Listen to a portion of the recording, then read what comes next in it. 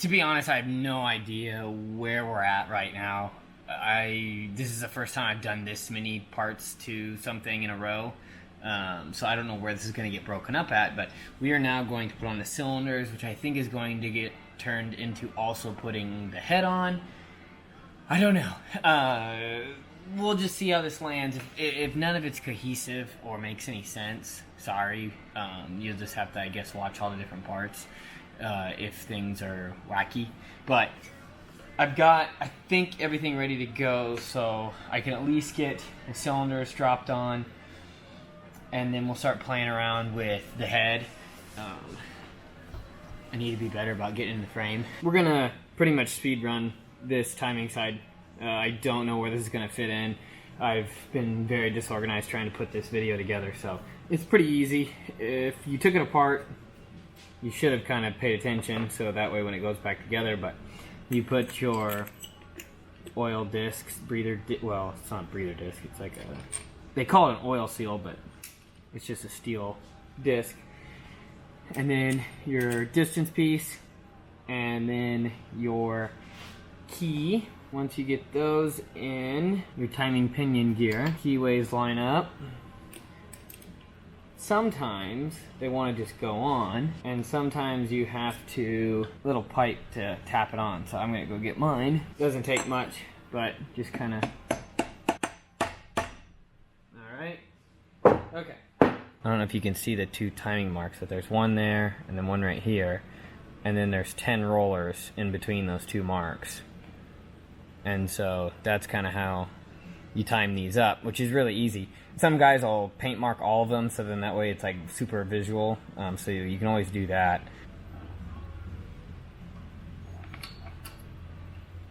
Okay, so rotate your crank so it's at top dead center, and you've got that timing mark facing up. You can see your painted mark. They're lined up nicely, and then your keyway needs to be lined up on your cam sprocket.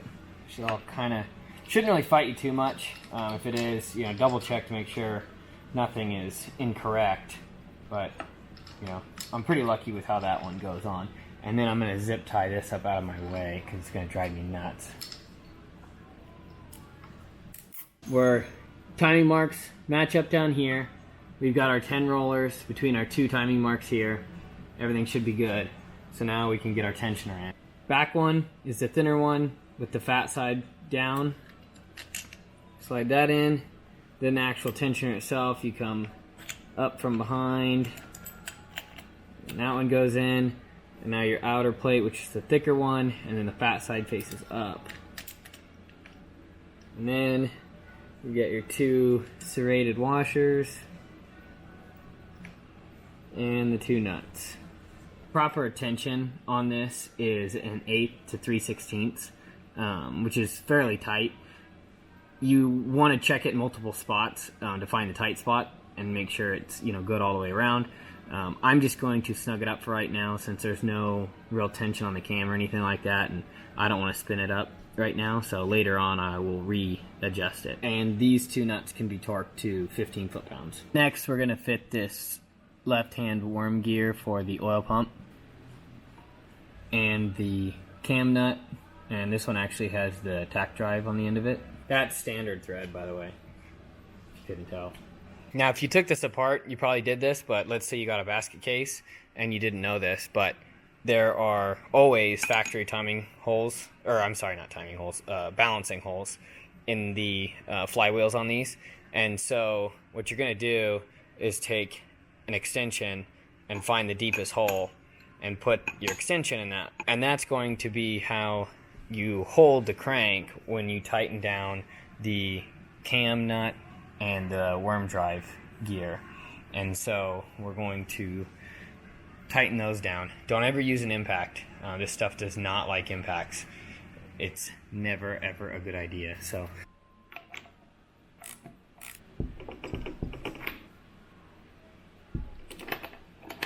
when it comes to really getting these tight, there is no real torque spec for them, and I don't really want to give you one because it seems like a bad idea.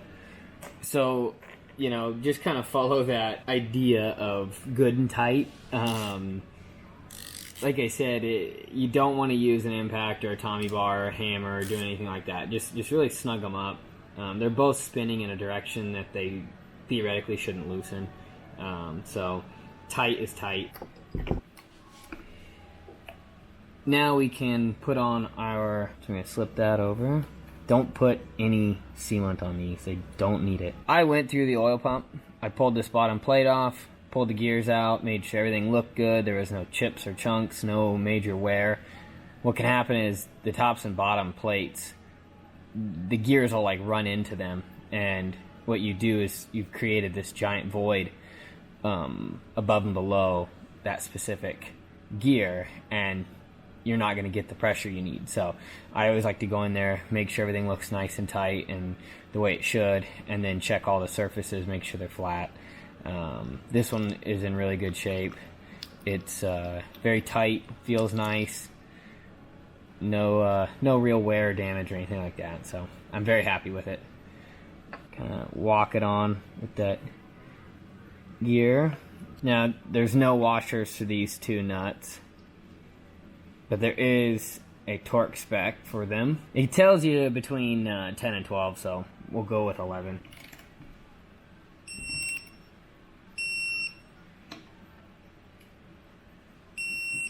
And of course, don't forget about your conical oil seal. A lot of times, I'll take an engine apart and these things are rock hard. When you put cylinders on, you need ring compressors. I know that there's probably somebody out there that's really good at doing it without it, but if I'm giving advice out, I'm just going to say get ring compressors.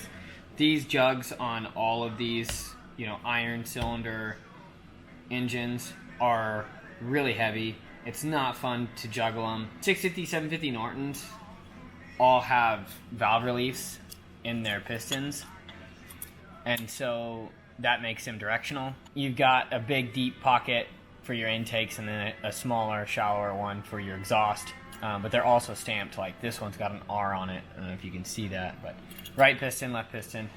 So I'm going to turn this engine around so that way it's proper right and left.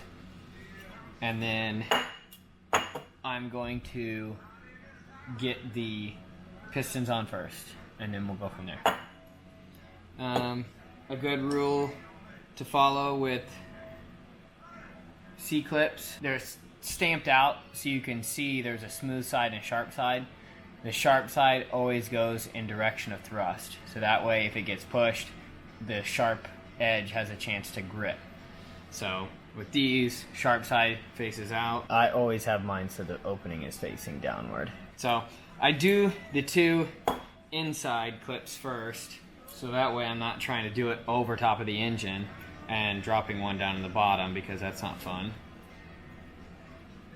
So once you get your two inside ones done, then it's much easier to just slide your pin in and then do the outer two. Take a little bit of assembly lube, get some going on the inside there.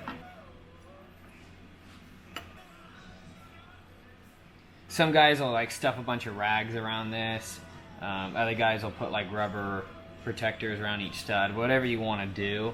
But you just don't want these studs gouging the skirt of your piston.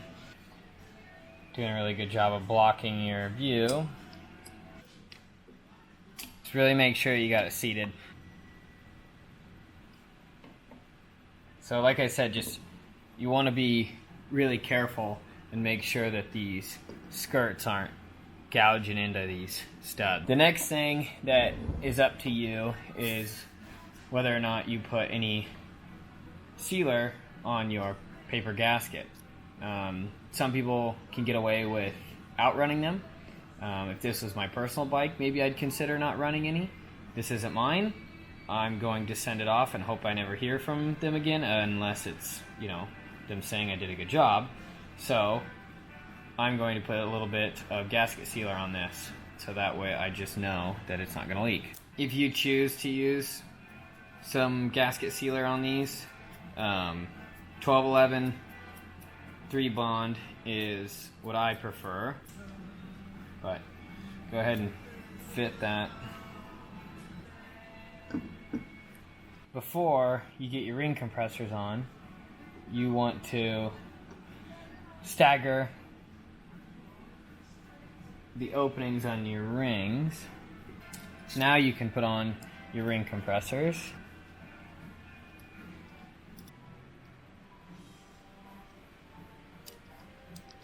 When I tighten these up, I want to have them snug enough that they're, obviously compressing the rings to make it easier to get them inside the bore. But you also don't want them to be too tight to where that's what you're fighting to drive the cylinders down.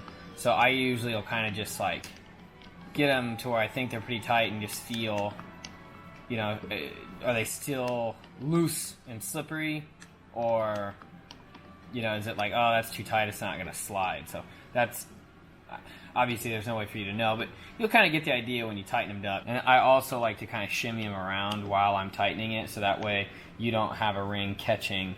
That is very frustrating. You don't want to have to stop your project just because you broke a ring. I use these pilots.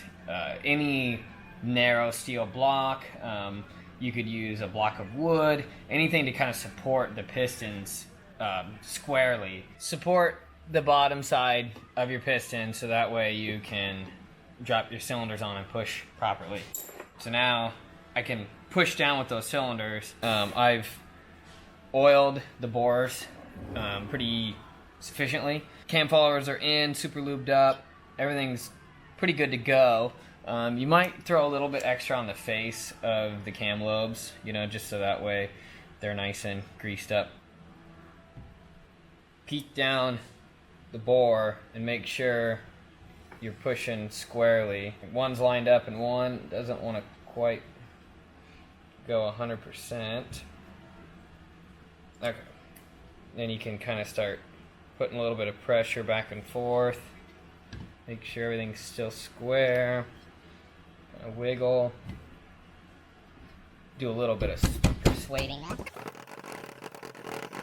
Thankfully on Norton's, you actually can see in these reliefs how far up you are. So I now know that the rings are fully inside the bore. So now I can kind of, you can keep driving it if you want. I'm sure this is shaking the hell out of the camera, so I'm sorry. But now I'm going to start kind of loosening up on these ring compressors. So what I like to do at this point is I will actually kind of like lift them up again, and then I will pull each ring compressor out, so that way you're not stretching them or trying to snake them out and messing them all up for your next job. Tappet blocks in, make sure everything's kind of squared up.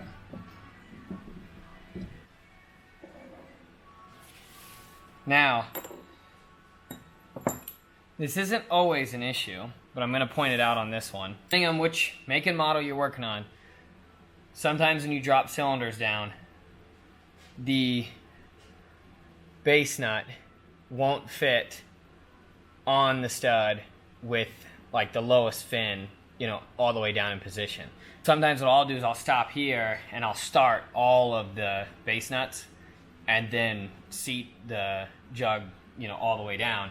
Then I know that there's nothing to worry about. So if you look, you can tell that if you were to try and seat that barrel all the way down and then stick those nuts in there, it never would have fit. Okay, well, you can clearly tell I am doing a great job of making complete videos. I gotta get this thing out of here. So I really quick knocked it out. It's hard right now to kind of show some of these steps too, until I kind of get an idea of how to really shoot all of this, I guess. So that's why you got such a poor, incomplete kind of finish on this. So I apologize. I'm still trying to figure out like timing and everything. Again, I've said this like a million times, but my videos are limited on how long they can be when I upload them. And because of that, I don't know what gets put into what video. And I did a poor job of timing all of it out.